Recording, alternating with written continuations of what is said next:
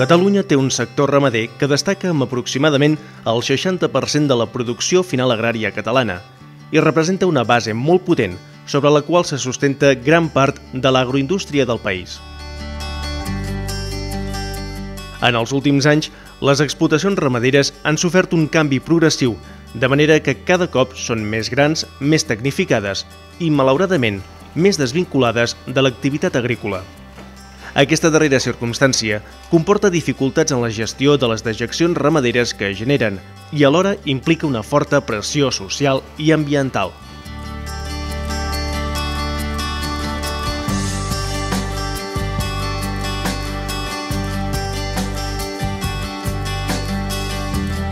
Aquestes dejeccions ramaderes, els anomenats purins, fems i gallinasses, contenen una gran quantitat de nutrients, un fet que les hi proporciona un fort valor afegit i les converteix en un importantíssim fertilitzant per als cultius. Però la seva aplicació s'ha de fer en una justa mesura, en el moment oportú i sempre que sigui possible, amb la maquinària adequada. En cas contrari, es corre el perill de convertir-se en un problema greu. En zones que podríem denominar d'alta densitat ramadera, on hi ha moltes granges o molts animals i on aquesta ramaderia queda més desvinculada de l'agricultura, hi ha molt nutrient que s'ha de gestionar amb el territori. Si això no es fa bé, implica que s'aplica, que és una mica el que ha anat passant durant aquests recents anys, s'aplica molt més nitrogen als cultius, als sols, i això implica problemàtiques a nivell ambiental pel que fa a la contaminació d'aigües subterrànies i el que també podria derivar amb aigües contaminades des del punt de vista dels nitrats. Des de fa anys, el Govern de Catalunya treballa per resoldre el problema de la contaminació de purins. En aquesta línia, l'any 2013, es va posar en marxa el projecte Futur Agrari, finançat per la Unió Europea i que des de llavors i durant 4 anys treballarà per millorar la gestió integral de les dejeccions ramaderes. Pel Departament d'Agricultura, aquest projecte LIFE ha estat una oportunitat per tal de poder donar eines al nostre sector. Així doncs, afavorir la bona fertilització i poder reduir costos de les explotacions. El Departament d'Agricultura, Ramaderia, Pesca i Alimentació hi actua com a coordinador i compta amb la participació de 4 socis, com són l'Agència de Residus de Catalunya, el Centre de la Propietat Forestal, l'Institut de Recerca i Tecnologia Agroalimentàries i la Fundació Mas Badia. El projecte Futur Agrari es du a terme en diferents zones de Catalunya, on hi ha una gran concentració ramadera i que han sigut designades com a zones vulnerables a la contaminació de nitrats d'origen agrari. L'objectiu final és demostrar que, si s'utilitza la tecnologia adequada i es fa una bona gestió de les dejeccions en totes les seves fases, es poden minimitzar els seus possibles riscos. El projecte el vam orientar a fer una mica una gestió que abarqués tot el cicle del nitrogen agrari, per entendre'ns. És a dir, en un origen, que seria quan es genera aquest nitrogen a les mateixes granges, seria la vessant ramadera. Després, què es fa amb aquest nitrogen en la part agrícola, és a dir, com s'aplica als sols, als terrenys, als cultius. I després hi hauria una tercera vessant, que seria com, una vegada aquest nitrogen ha estat aplicat, quines alternatives podrien arribar a millorar o a reduir una mica aquest impacte que poc o molt s'acaba generant.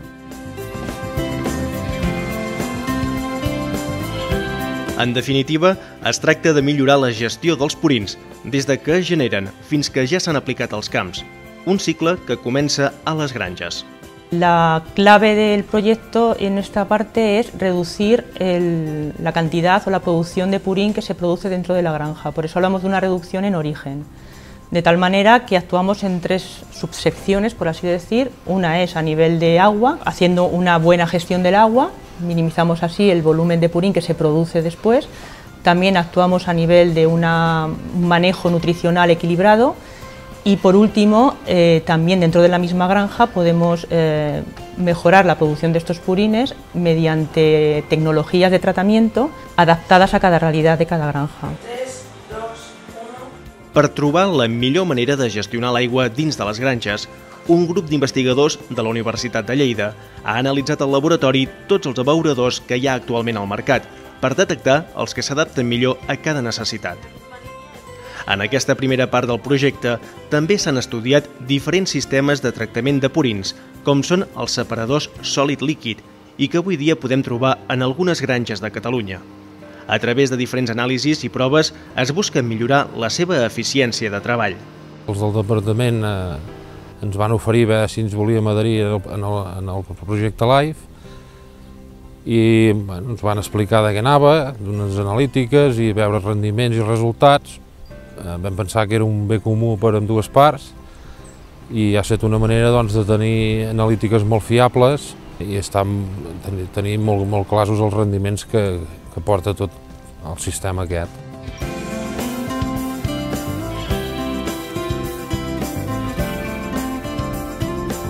La segona fase del projecte ha portat els tècnics als camps de conreu, on s'han comparat els diferents sistemes d'aplicació de purins.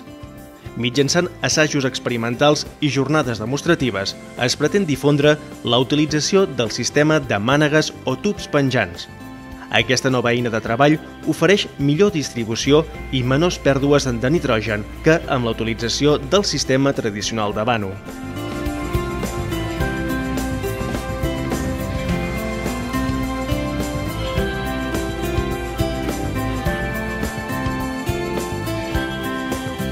Futur Agrari també pretén difondre sistemes d'anàlisi de sòls i de purins. D'una banda, les anàlisis de sòls permeten saber la necessitat de nutrients de cada terreny. I de l'altra, mitjançant l'eina del conductímetre, es poden quantificar els nutrients que porta el purí abans o durant la seva aplicació. El creuament de les dues dades permet ajustar millor la quantitat d'adob que necessita cada parcel·la. En aquest projecte és molt important, una activitat molt important és la d'assessorar els agricultors respecte a la quantitat de fertilitzants i els tipus de fertilitzants que han d'aplicar. Això ho fem desplaçant-se un tècnic a les explotacions, veure quines són les característiques de la finca i de les parcel·les i quin maneig se fa i llavors fer-li recomanacions en els moments en què l'agricultor ha de fer les aplicacions de fertilitzants, tant siguin orgàniques, fems i purins, com minerals, adobs de sac. En el nostre cas, tiràvem purín i a més tiràvem adobs minerals. I com que és la costum, sempre s'havia fet així. Llavors analitzàvem la terra i ens deien no, vosaltres continueu tirant purín i mineral, que el panís o depèn de quins cultius ho accepten tot, i contra més millor. I llavors ja feia 2 o 3 anys que anàvem analitzant la terra pel nostre compte i vam que cada vegada teníem els nivells una mica més alts. I gràcies a això ara ho estem afinant, veiem que en menys adobs podem arribar a collir igual o més.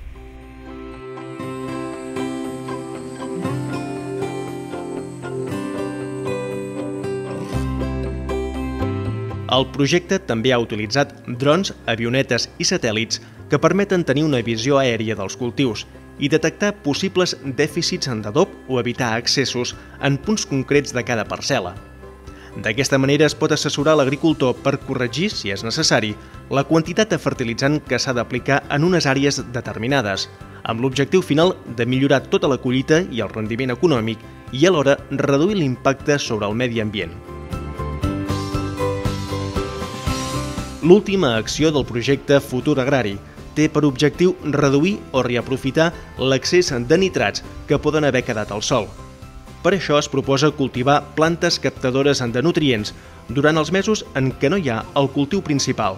Els cultius captadors de nitrogen són cultius que se sembren després d'altres cultius en què s'han fertilitzat de forma important, com pugui ser el blat de moro. La sembra d'aquests cultius permet retindre en els horitzons superficials del sòl el nitrogen, transformar aquest nitrogen que hi pugui haver-hi en el sòl en biomassa i d'aquesta manera evitem que es renti, degut a les pluges hivernals, aquest nitrogen i que afecti a les aigües freàtiques. Els captadors de nitrogen es poden convertir en un adob vegetal, però sobretot S'estudia com introduir-los a les plantes de biogàs com un complement als purins a la generació d'energia. Tant al laboratori com als camps de cultiu experimentals, els investigadors busquen els captadors que poden donar millors resultats. Hem aconseguit increments de producció entre un 30 i un 40% de biogàs respecte a si només poséssim purins, que és una producció similar a la d'altres cosubstrats que són difícils de trobar al mercat. Per tant, sí, de moment els resultats són molt esperançadors, però el que cal analitzar, i és una mica el que fem a l'activitat d'anàlisi cicle de vida, és veure tot el sistema complet, és a dir, des que plantem fins que anem a la planta de biogàs i veure que ambientalment sigui una alternativa correcta o curosa amb el medi ambient. També es proposen dues alternatives que combinen la introducció de cultius arboris intercalats en conreus herbacis com ara el blat, l'ordi o el panís, amb l'objectiu comú d'aprofitar aquells nutrients excedentaris que els cereals no poden absorbir.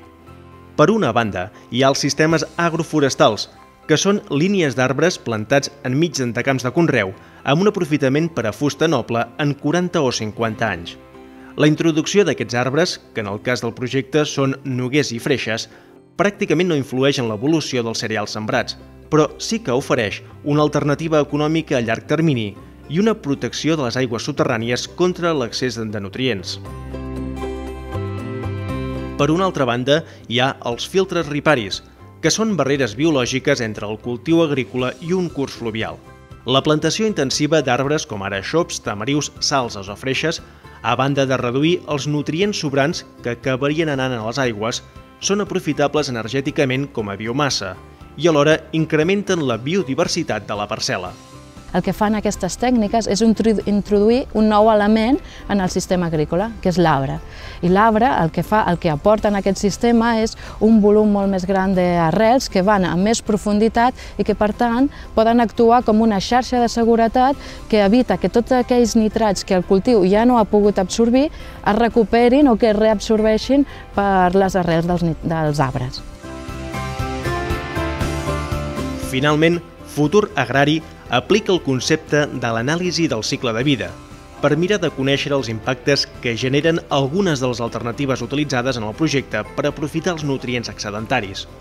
Aquesta avaluació ambiental permetrà quantificar l'impacte i conèixer les possibilitats de millora dels diferents escenaris plantejats. Els avantatges que presenta aquesta eina, primer, és que ens ofereix una perspectiva global. Això vol dir que no ens enfoquem en una part del procés, sinó que anem a contemplar tot el cicle de tots els processos que intervenen, des de la producció del purí, com ho empleem en el camp, quins cultius, el que obtenim. La idea és no externalitzar problemes, no dir jo faig molt bé la meva part, però deixo uns residus que ja els gestionarà algú. A l'equador dels 4 anys del projecte, els seus responsables en fan un balanç molt positiu i valoren especialment la col·laboració que han comptat d'una 50ena de ramaders i agricultors de Catalunya.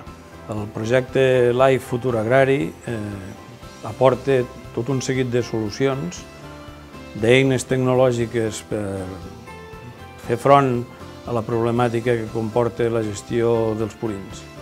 Evidentment, ell sol no solucionarà els problemes, però sí que és un instrument important, és una aportació fonamental cap a una bona gestió d'aquestes direccions ramaderes.